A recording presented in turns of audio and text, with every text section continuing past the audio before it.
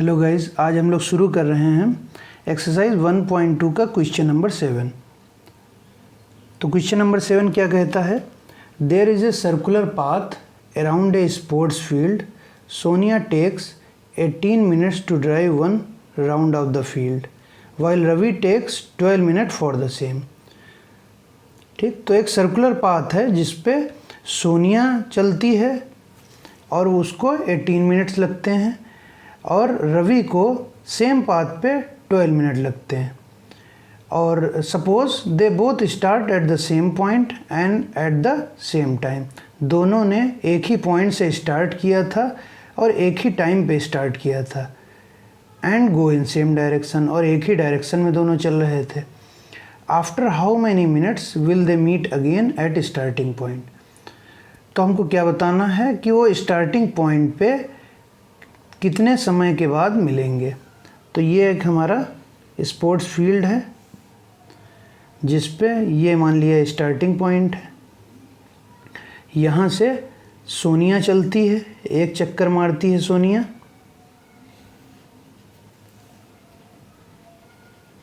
और उसको कितना टाइम लगता है? 18 मिनट्स। और इसी ग्राउंड का रवि चक्कर मारता है, उसको लगते हैं 12 मिनट्स। रवि को यहाँ तक वापस आने में 12 मिनट लगते हैं।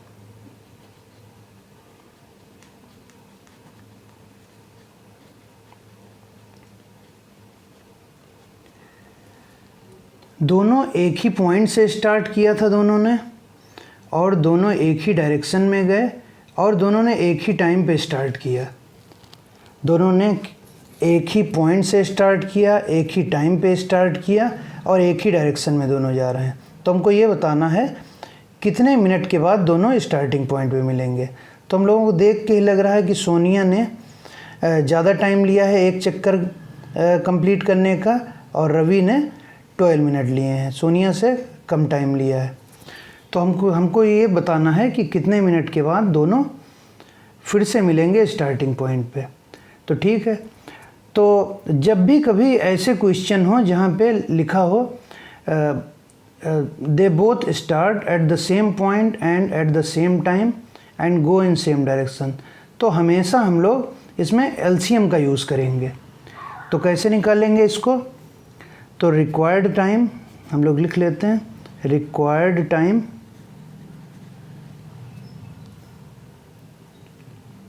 टू मीट, और required number of minutes, required number of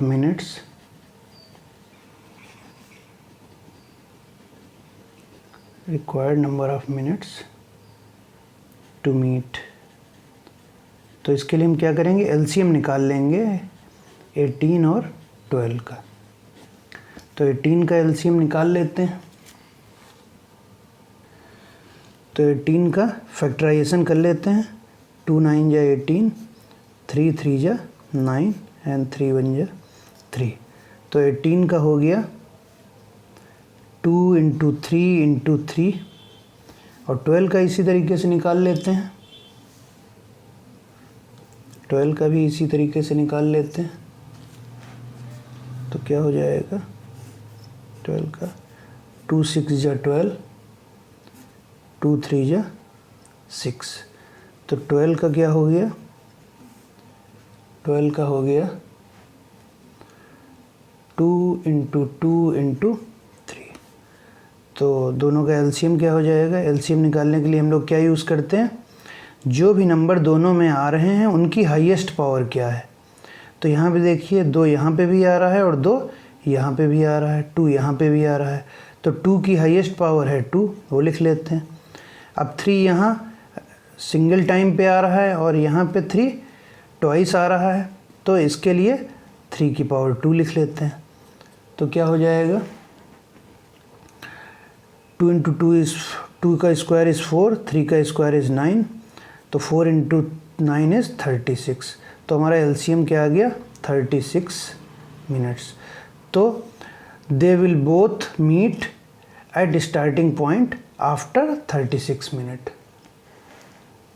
they will both meet at starting point after 36 minute. तो इसका आंसर हो गया 36 मिनट्स। ठीक है गाइस।